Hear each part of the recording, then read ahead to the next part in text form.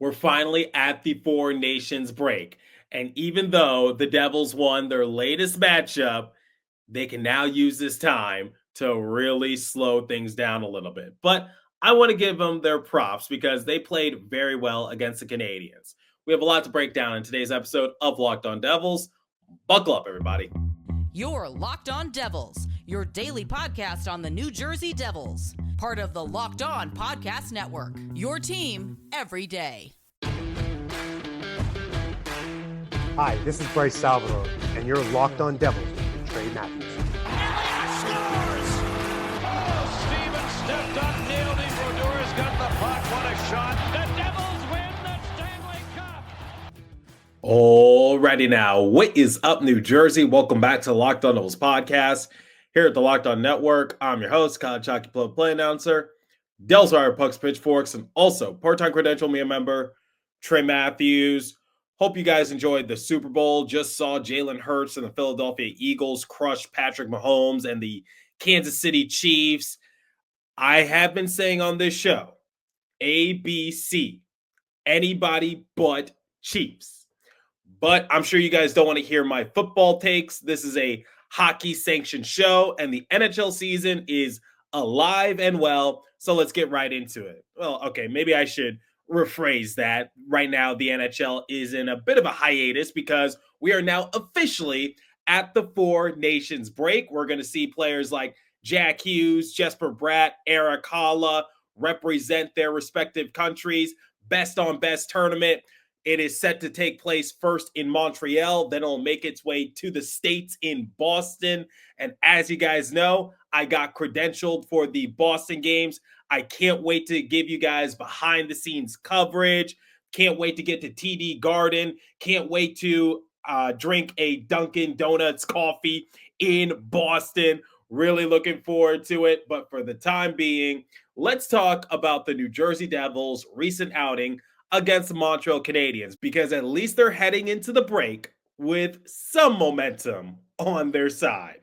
A couple days ago, the Devils shut out the Canadiens by a score of 4-0. And I think it was a great response compared to the previous game against the Vegas Golden Knights, because Stefan Noesen was quite critical of his team post-game. And that's what we're going to talk about in the first segment. We're going to dive a little deeper into the comments made by Noesen. I had a few days to reflect and also compare and contrast the games between Vegas and Montreal. And I must say, I think Noesen's words do carry some sort of weight. Then in the second segment, we're going to talk about Jake the Snake, because he had a stellar performance against the Canadiens, and he recorded his fourth shutout of the season. And then in the third and final segment, we're going to talk about where the Devils go from here, because let's face it, I said if there's a team that needs a break, it's this Devils team. They basically limped to the Four Nations break, and now it's just a matter of rest, recovery, and trying to get their team healthy. Hopefully we'll see Nico Hischier back in the lineup, Jacob Markstrom. We'll see what is happening with Jonas Siegenthaler. Hopefully we get full assessment as to how long he will be out. All right, so as you guys know, the Devils had a very disappointing outing against the Golden Knights. And as the game progressed, you knew that they weren't going to win. And the only silver lining that I can say is that Andre Palat scored late in the third period to make sure that the Devils did not get shut out. But their valiant efforts was just too little, too late. And then Stefan Noesen post-game, while speaking to the media, said that it comes down to care and actually playing for one another. Head coach Sheldon Keefe was asked about Noesen's comments as well, and he said that he didn't want to use the word care just because that implies that some people actually don't care, when we know that's not the case. Everyone does care, but I think there's some truth to what Stefan Noesen said, because after the Christmas break, wins were kind of tough to come by for the Devils. And what was really helping them is that in some of their losses, they were sending them into overtime and a shootout. And I always say, walking away with 1 point is better than no points. But going back to Stefan Nason's comments, what did he mean by that? Well, when I analyze the Devils, they are a skill-based team. Jack Hughes, he has a lot of tricks in his arsenal. Same with Jesper Bratt, Nico Hischier. They have great speed and they are dynamic players that can fool you in more ways than one. But I think what Nason was hinting at was like, you can't really rely on skill to get by. Because when I spoke to Stefan Nason, he said that a lot of the games that the Devils have been playing recently, they've been trying to float by them. And you can't really do that in this league. And I'm just speculating. I'm not trying to speak for Nason, but I just want to provide my perspective on the matter. I think what Nason is just trying to say is that the Devils have a lot of talent on their roster. They have so much talent that I think teams would honestly give an arm and a leg just to have one player on their respective roster. You got players like Jack Hughes, Nico Hischier, Jesper Bratt, Timo Meier, Dougie Hamilton, Jacob Markstrom. The list goes on. And I think that coincides to Nason's comments, which is, look, the Devils need to play more fundamental hockey, not so much skill, and try to work hand in hand because Jack Hughes can't carry the load. Same with Jesper Bratt, same with Nico Hischier. In order to win the Stanley Cup, you have to play 4 great rounds of hockey, and you need to beat a team 4 times out of 7 in each of those rounds. So I think what Nason is just basically saying is like, can't rely on skill. You can't rely on just individual play. Everyone needs to get involved, and you just need to go back to fundamentals and good things will happen. And I think the game against the Canadiens was a prime example of that. The Devils shut out the Canadiens, and you saw a lot of people get involved. Like Paul Cotter, he scored his 13th goal of the season off of a rebound. Or you saw Jesper Bratt, he scored after the Devils were sustaining good offensive pressure. My main takeaways from the Canadiens game is that the Devils sustained long offensive zone pressure, which tired out the Canadiens. They got a lot of people involved, including Paul Cotter, Tomas Tatar. They were relentless, and they knew how to work with a multi-goal lead. And the Canadiens had little to no chance of getting back into the game. So I really respect Nason for calling out his team, putting everyone in check. And that's one of the reasons why he was brought back to the Devils organization, because one of the reasons why I admire Nason so much is that he's a blue-collar player, not just because he has great net front presence, but as we all know, the journey for Nason has been treacherous. He's had to play in the AHL. He's had to deal with injuries. He's bounced around the league a little bit. And now I would say this is his first time with some sort of stability because the Devils signed him to a 3-year contract. So once again, Nason's comments do carry weight. He did a good job of lighting a spark within the Devils locker room because I'm sure all the guys listened back on it. I don't know how they felt about it, but I'll just say this. In the game against the Canadiens, that was one of the best outings that I've seen from the Devils in a very long time. Sticking to the fundamentals, not relying on skill, not trying to float by, caring for one another, playing in front of their netminder, Jake Allen.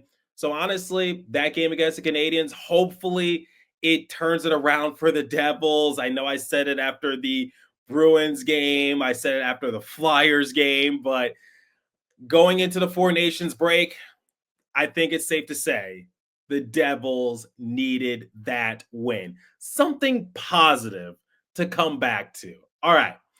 We're going to hear from Sheldon Keefe, and I'm also going to talk more about Jake Allen momentarily. But before we continue, let me tell you guys about FanDuel. When the game tips off, the NBA action is just getting started, and there's no better place to get in on the action than FanDuel, America's #1 sportsbook. With FanDuel, you can place live bets throughout the game, So even if you miss the opening tip-off or want to bet on a fourth quarter comeback, you can stay in the action. And if you're looking for a bigger payout, you can even combine your live bets with a same game parlay. I love using FanDuel, looking at all the odds, and honestly, it keeps me in touch with the game. Right now, new FanDuel customers can get $150 in bonus bets if your first $5 bet wins. Just visit FanDuel.com to join today. That's FanDuel.com for your shot at $150 in bonus bets. Make every moment more with FanDuel, the official sportsbook partner of the NBA. And please remember to always gamble responsibly. Okay, you guys heard my thoughts on the Devils' recent outing against the Canadiens, but let's hear from head coach Sheldon Keefe. Here's what he had to say. Just talk about the overall management of today's game, whether it was trusting the structure, getting into the offensive zone, and really sustaining pressure when the opportunity presented itself. Yeah, I think you summed it up pretty good. I think the guys were really focused and committed on a process here today, and even at times when it's not going our way, they're staying with it, they're defending. Obviously, Jake's outstanding in net, which really sets the table for us. But you loved how we get up one, and we just keep building our game, staying with it. Penalty kill's massive at the start of the third. Obviously, it's a game-altering type situation, and rather than them getting one and get momentum, we not only kill it but make it three. So, yeah, real great game for our guys. More importantly, just how we played and how the group stayed together. All four lines, 60 really contributed, and of course, Jake and that was great. Well, just speaking about Jake, what can you say about just the way that he's been impressive in these last 8 games now without Jacob Markstrom? He's been great. I mean, today's game to me, there's not a high number of chances. There's been games where we've given up a lot of really high danger chances, and he's had to make a lot of great saves in desperation. Today, for me, he was really calm, kept everything in front of him. There's a lot of shots from the perimeter that, can turn into second and third opportunities, but he was eating a lot of things up today that allowed our team to just settle down. I thought he looked like a veteran goaltender that he is today, and that's what our team needed. So he played great, and he was sound, and our game I thought was pretty sound too. Not perfect, but sound and committed to a plan that I think is the recipe for success for our team. Sheldon, what did you appreciate most at the beginning of the second when Montreal looked like they were finding a little traction? You guys stayed really patient and waited for that big shift there by Jack and company. Yeah, no doubt. I mean, that's what I'm talking about. I mean, our first 2 goals of the game here today come off of those zone line changes. It's a major part of our game. When we're playing well, we're getting teams in that situation, and we're out changing them. We're getting fresh people to get on top of them. I think it's the Lazar line, if I'm not mistaken, on the first goal that does the work, and Bratter comes off the bench and gets rewarded, and then it's the Cotter Dowling Nason line that does the work on the second one, and we get Jack and Bratter out there in a favorable situation, and they make plays, and Cotter does a great job with the net. Like that's the team. Like, that's not just making it up and out there relying on individual skill. That's cohesion. That's the group playing together. That's the recipe. That's what we've been talking about since day one of training camp. And when we do it well, we're a hard team to beat. And even when you're not at your best or you're missing people, you can still find a way to win a game. And today it's somewhat convincing fashion in terms of it being 4-0, but it's a lot of hard work and a lot of commitment that goes into that. And over time, you just build your game. It's kind of what Vegas did to us, when we just played them the other night. So that's really good way for our team to go into the break. Once again, I think Sheldon Keefe echoed what Nason said at the conclusion of the Golden Knights game, and also what I mentioned in segment 1, which is not relying on individual skill, getting pucks to the net, and shooting the puck. Because I think that was also a big issue for Devils during their recent slump, and Bill Spaulding even brought it up on air. So I think the Devils did a good job in their latest outing against the Canadiens, and hopefully they can build on that. But my first star from that game in Montreal has to be the former Canadian, Jake Allen. He saw 34 shots and he made 34 saves. He walked away with a shutout, his 4th of the year, which, fun fact for you, that actually ties him for second most in the NHL this season. Connor Hellebuck currently leads the way with 6, just for reference. And he also had to stop a penalty shot from Owen Beck when there was only about 15 seconds remaining in the game. So talk about coming up big in the clutch to save your shutout, because the Devils were going to win the game. But I'm sure Jake Allen wanted the shutout. And somebody brought this up on social media, which is when it comes to Jake Allen, they have mixed feelings about him because they either love him or they hate him. On the one hand, he does get a lot of shutouts, but on the other hand, it seems like he sacrifices more goals compared to Jacob Markstrom. I think a tweet from Alex Chavancy of the Hockey Writers sums it up the best. Here are Jake Allen's numbers since Jacob Markstrom's injury: 934 save percentage, 875 high danger save percentage, 10.05 goals save above expected. Jake Allen has elevated his game ever since Markstrom went down with an injury. And something I just want to highlight: 10.05 goals save above expected. I've said it before in prior episodes, but I think Jake Allen, when he's in net, sometimes he could be a little unlucky because in one game, Jacob Markstrom might only see 12 shots. And when Jake Allen is in net, he might see 30 plus shots.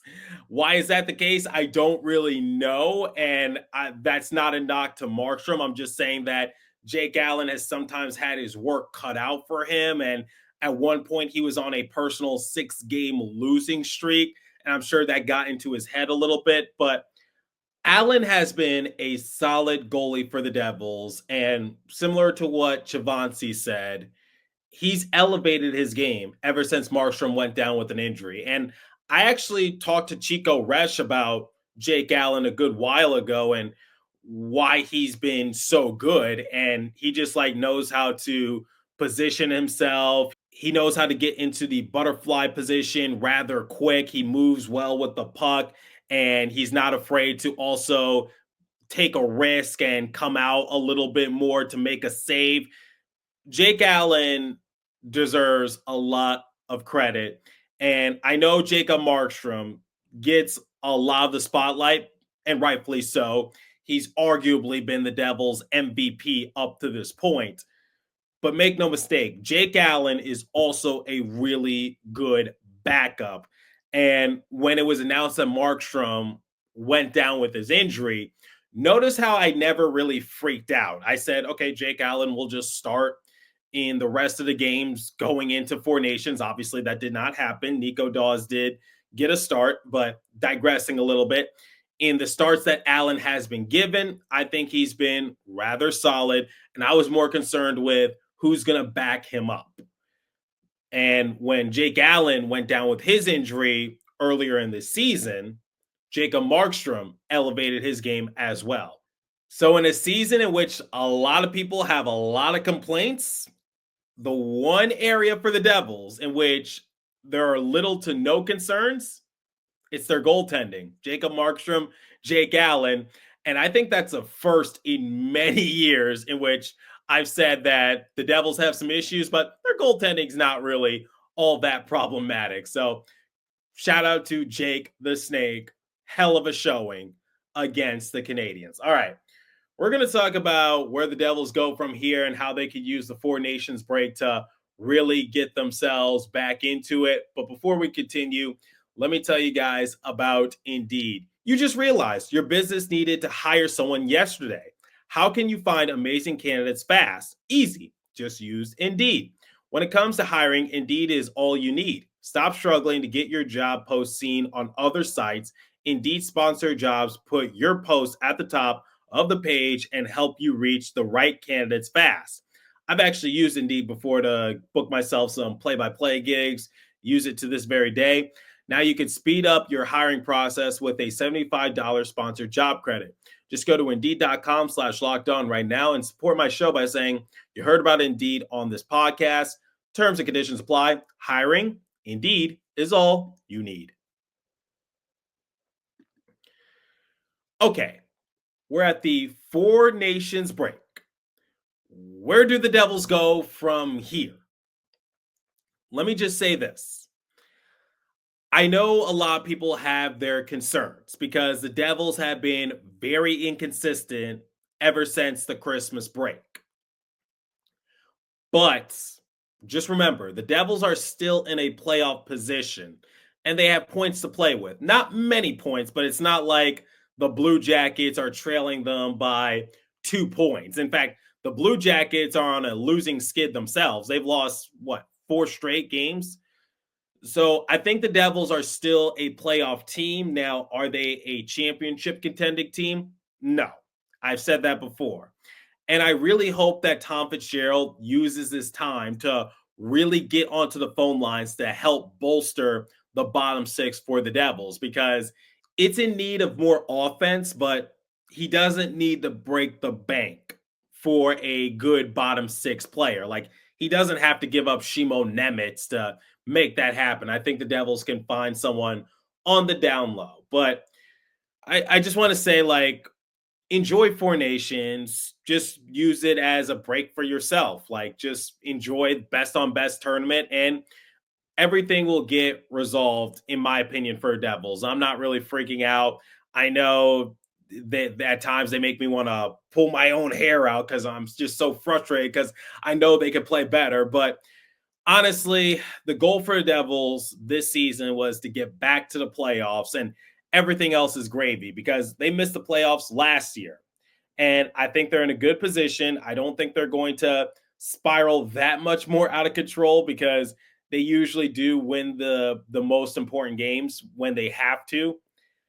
So we'll see what happens. And I'm also a little disappointed that Quinn Hughes will not be playing at Four Nations due to injury. I was really hoping that he and Jack can help lead Team USA to the victory come the championship because I'm still standing by my prediction. I think Team USA is going to win, followed by Team Canada, then Team Sweden, my sleeper team, and then Team Finland, it has little to no chance. I don't even know why they're doing it. Respectfully, but I don't see Team Finland making any sort of noise. But you know what? It's hockey. Upsets happen. But let me know your thoughts. What did you think about the previous matchup against the Canadiens? What are your thoughts on Jake Allen up to this point? And do you have any thoughts now that we're at the Four Nations break and now you have time to really slow down and think about this Devils team and the direction they could potentially go in? I'm curious to hear your thoughts. Leave a comment down below if you're watching on YouTube. If you're listening on a podcast streaming service, hit me up on my personal X Page app at TreyMatt4 or the show's X Page app at Locked On Devils. As for today's episode, that's all the time I have for you. Continue to stay safe. Have a wonderful day, New Jersey. Go Devils. I'll catch you guys next episode. Thanks for listening once again.